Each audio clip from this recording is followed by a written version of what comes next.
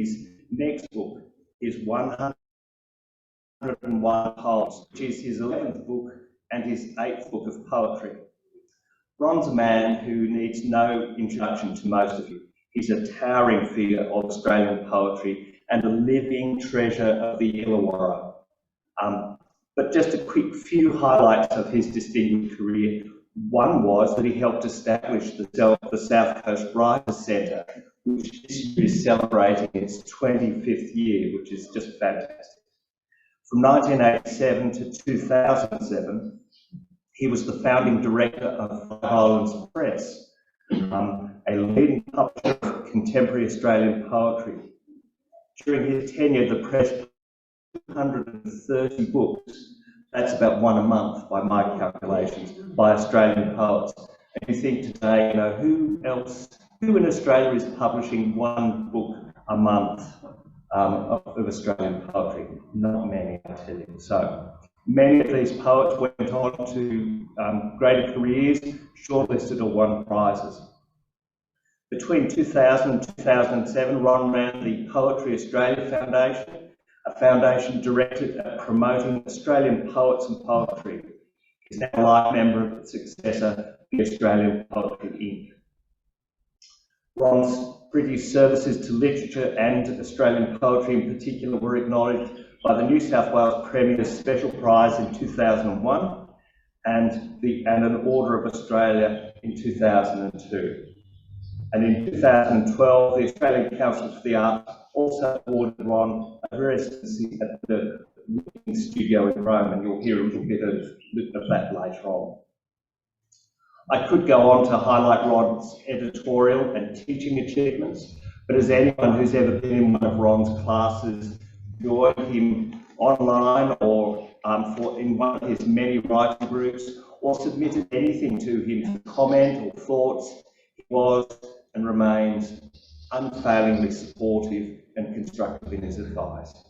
So rather than drone on, Ron and I are going to do a kind of a two-hander here. So Ron's going to give us an introduction, and then I'm going to read some of his poems. So over to you, Ron. Thank you, Peter. Thank you very much. And thank you, everyone, for being here this afternoon.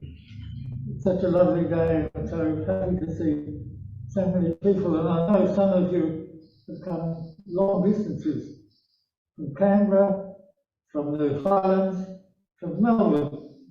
A special thanks to those. And thanks to the people who've been in one of my previous workshops of whatever kind. There is a number of you here. It's so great to see you. So I've got a few thanks. Thank you all for being here is the first and most important one. My thanks to Derek and Kay and the South Coast Writers Centre who've made this space available for us and who helped to set it all up. So we're really grateful to you. And thanks to Peter for agreeing to run the show. He's such a competent MC. And as he said, we're going to do things in tandem this afternoon. I'll read the blurb, Peter will read the poems. As you can hear, my voice has its limitations.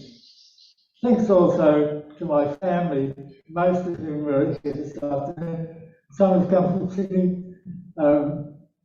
They've been a tower of respect for me over many years, and particularly my wife, who's done so much to help me over those years. To do a lot of the preparation for this trip affair. Peter said, what I'm going to do this afternoon is read the blurb, and Peter will read the important part of poetry. I'm not going to comment on the quality or lack of the poems. That's for you, Jane. I hope you enjoy it. And I promise you, if I see you nodding off, I'll stop.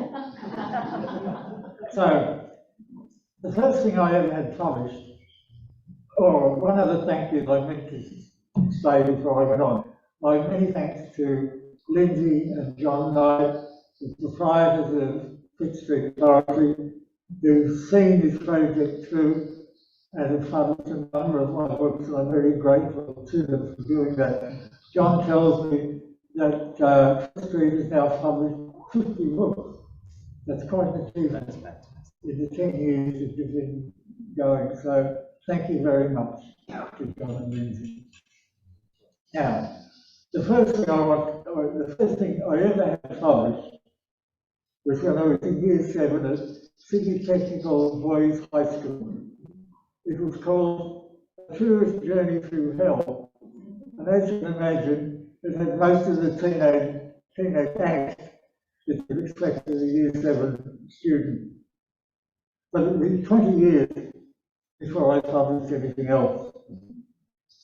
In the meantime, I finished school, went to teachers' college, went teaching in the bush in Bulgaria, came back and went to Sydney University part-time.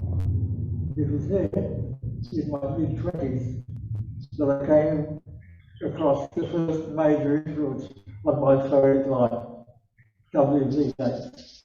He's still one of my favourite poets, or probably still my favourite poet. His poem, Sailing to Azantium, has stuck with me ever since. And Peter will read the first stanza of it. That is no country for old men. The young in one another's arms, birds in the trees, those dying generations of their song. The salmon falls, the mackerel crowded seas, fish, flesh or fowl, commend all summer long. Whatever is begotten, born and dies, caught in that sensual music, all neglect, monuments of unaging intellect. Thanks, Peter. Occasionally, I've been accused of writing poor quality Yeats, which is as much a privilege as anything else. But poor quality is probably the defining factor there.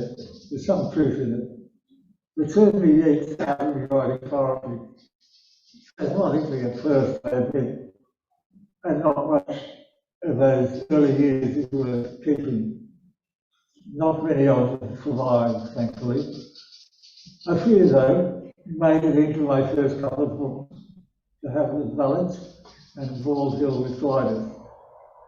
My childhood and adolescence was spent in Southern and Helensville, so it's not surprising that some of the early poems were, as they say, written on location. As a teenager, I worked weekends for a man called Harry Lottis, a Helensville mechanic, helping him repair cars.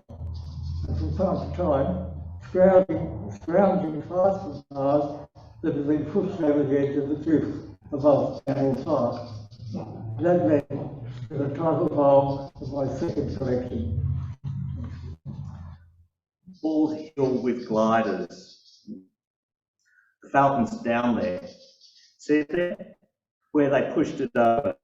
Here, look, the skid marks. The scrub's broken. There's the rock fall, brought it down too. If it's fragile, crumbling. Trees at drunk angles, uncertain in space. The car's nest halfway up the cliff, or down, depending which way you're going. We're going down. I want the diff and the gearbox and the rack and pinion, that's all. But there's no way down from here. Over Port Hill then, down to the park, round the headland, below the cliff, then up to the lantana. So we went down. Around the hill, the hang gliders hovering above us like vultures, like rainbow vultures, no hiding place. Their nylon wing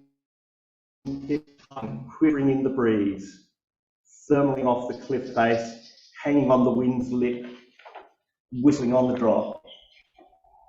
While we were on foot, set off to find the falcon in his eyrie, pushed off the ledge to the thrill of the fall, joyriders bailing out, the car not flying, just stooping. At the base, lantana torn, we glance up furtively at over-towering rocks, the car wedged precariously in the crumbling face.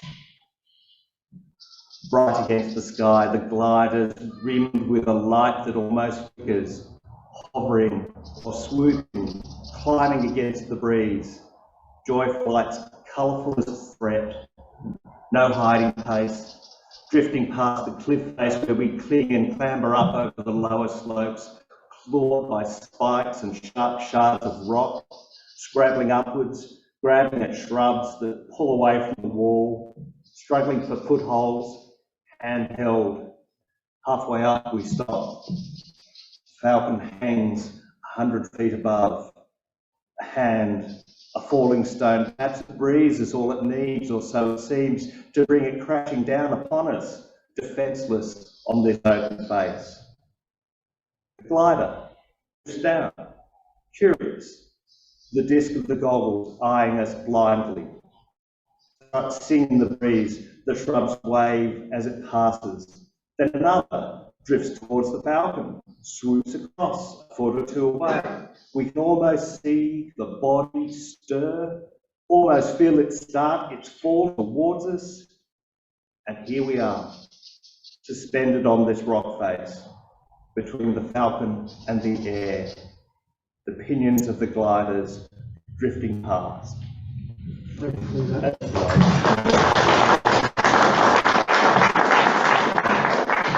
We never did get those car parts. We clicking down at that point and went down terrified. There's not much change in that time, I must admit. But I continued to think it. And in 1968, after 9 years of teaching and studying, a friend and I headed towards England. I taught there for a year with a lot of new friends and ruined my outlook considerably. But after a year in England, I decided to go to Greece, studying English as a foreign language.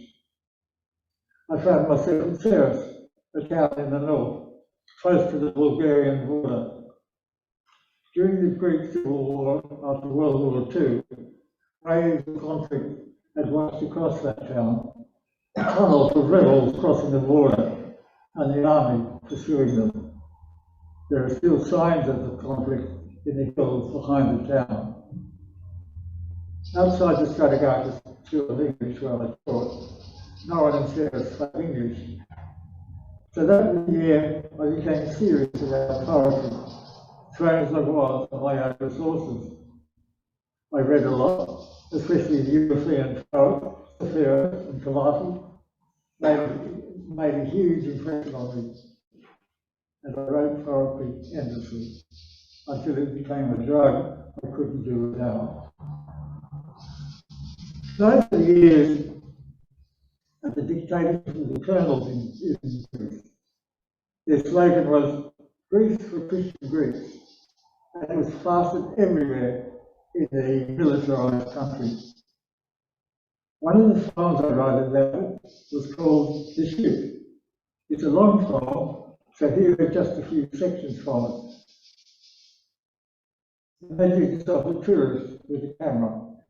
Xenos, by the way, means stranger or alien, xenophobia, which affects so many attitudes to refugees.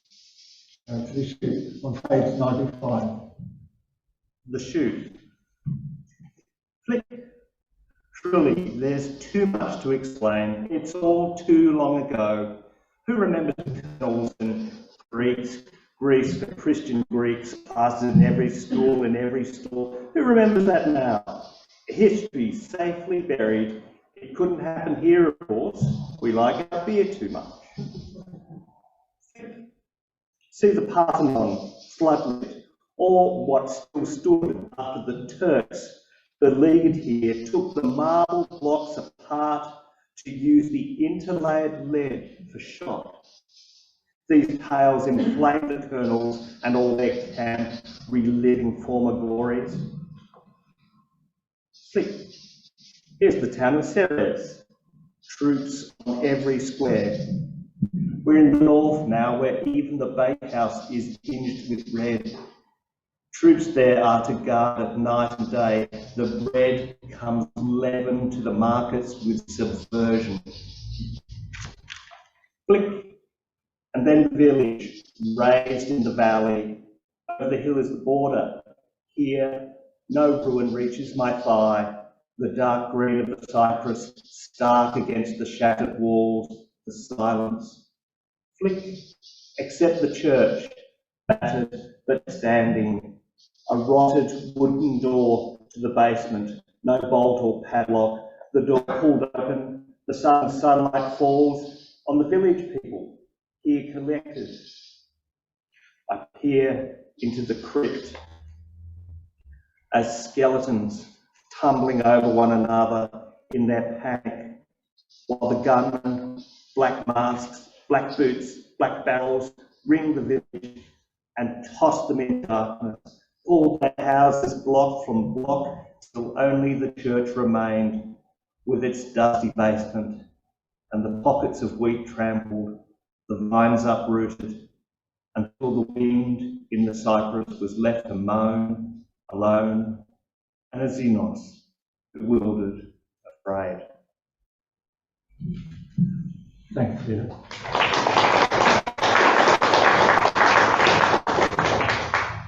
Coming back home, one of the worst aspects of my life hearing loss is that I can no longer enjoy music the way I once could. As a number of my songs have explored aspects of music. I remember the impression it made on me when I first heard the music composed by Philip Glass. On first hearing his music, my wife said, "I like him, but he sets my teeth on edge." And that led to the song "The Glass Piano" on page 68. I'm going to try a little bit of technology, so bear with me. So this is Glassworks.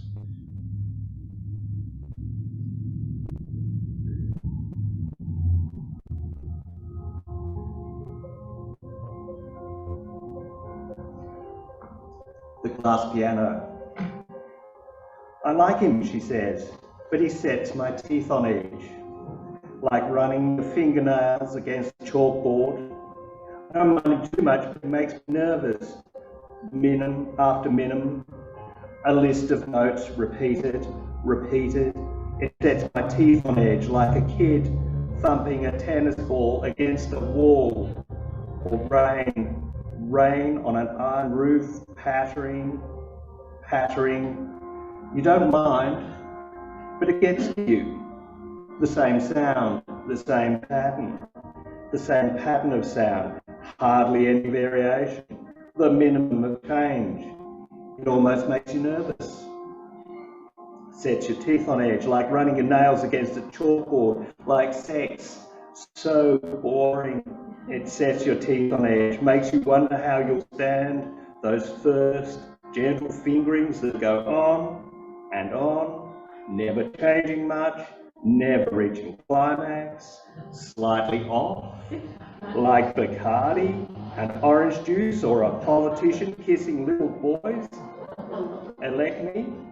I feel an election coming on. There's a good boy. Drink your orange juice while I kiss you. The mother, her teeth on edge, fingernails on a chalkboard but flattered. The soft moth, caress, repeated, the delicate, minimalist fingertips. We like it, but we're a bit on edge. Fingertips soft as a moth butting against the glass. Teeth set on edge, floating like moths against the window glass. Kiss me, gentle as a moth or a wanton boy. I like him, but he makes me nervous. He makes me nervous. He makes me nervous.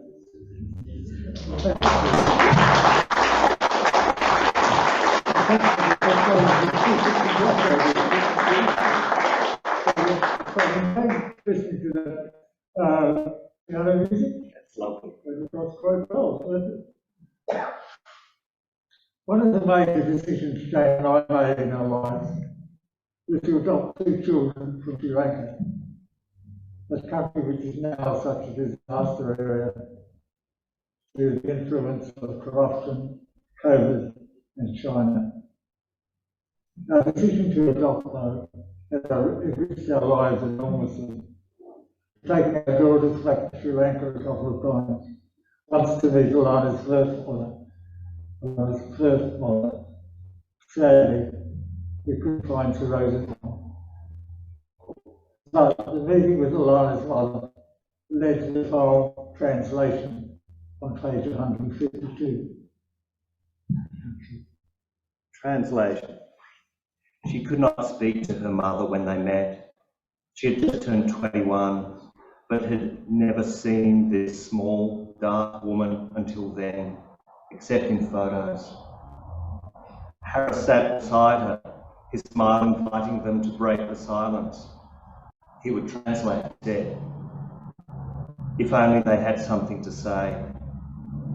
Mother and daughter looked at one another, tears on their cheeks. Tell her, said to Harris.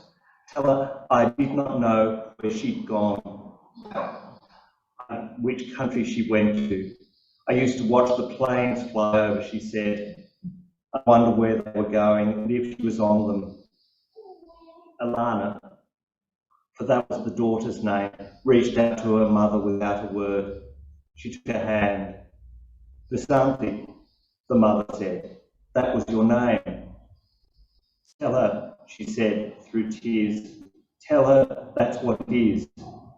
Star sapphires falling into tears, and a second mother in her pale silence watching Alana Vasanthi there in the room. Sri Lankan sun streaming in where mother and daughter are holding hands, having no language except its loss.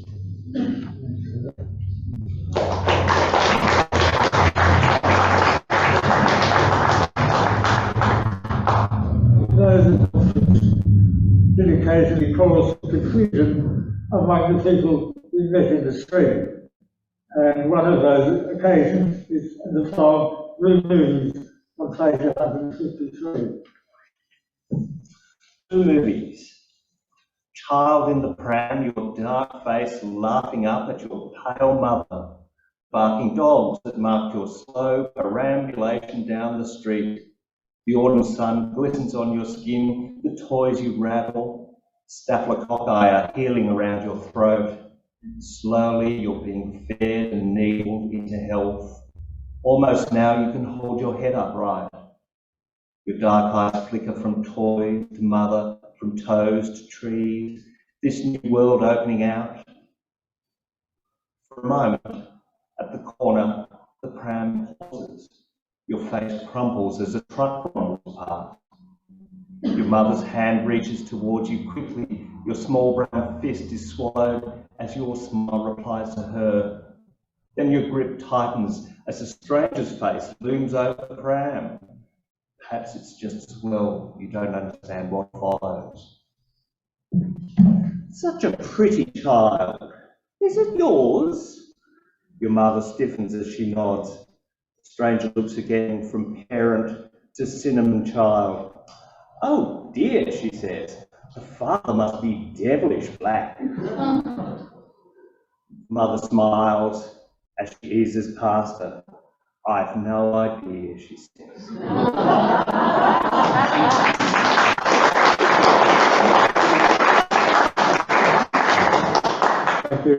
As I said, those adoptions have been major influences, and we still continue to be enriched by them. Over the years, I've been very fortunate in being awarded a number of residencies, most in Australia, and one, memorably, 6 months in Rome. Quite a number of poems in this book were written in or as a result of that stay. Here's just one of them, Passeggiata, page 128. Passeggiata. No need to rush. The heat won't crush you, nor the sun stroke if you keep to the shade, or stroll in the cool of the evening. No hurry. Wait till the sun goes down, the crowds emerge, fathers and duties put away. Sure, the town's your destination and the square where the bars commingle and the melody of hair is loosened. Take your time. The oak facades is fading. The breeze is soft and warm as the eyes of the dawdling girls and boys. Why would you want to hurry when scent lingers in the air and passion is as old as cold stones, fresh as that dark lipstick curving in a smile, languid the night and every move you make is slow, as casual as the summer breeze? The most recent of the residencies is the Hill End in Western New South Wales, an old mining town, now an art colony. While there, I read this poem. The epitaph is from a headstone in the cemetery at Hill End. Please excuse the language in this poem. So it's called Something Useful, page 160. Something useful. He chased the golden goddess till the fish wore him out. Headstone, a hill end. He dug through the grit of the bend in the creek, sifted and washed it, chased elusive knobs and only ever found specks. Way of life, he said. Good as any other, better than some. A rat or two most weeks, a few spuds, maybe a cabbage. A gram from the pan will buy you some rock art for a headache or two, or a hike into town every month or so. Is there a better life? He asked as he passed me the flask. No wife or kids to worry, no boss, no tax, no shoes to shine, or ties to bind me to any place. I go when I want, I come back when I please. Out here it don't rain too much. When it does, I watch the creek for freshets, chewing the bank. That's my pleasure. That's my main chance for a knob.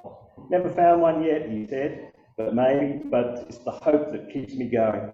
Maybe next time, after a decent wet. She asks a lot, the golden goddess, but mostly ignores our prayers. Like every other bastard you pin your hopes on, she wears me out, she gives me nothing, but still I keep a chasing her. A man's got to do something useful with his time.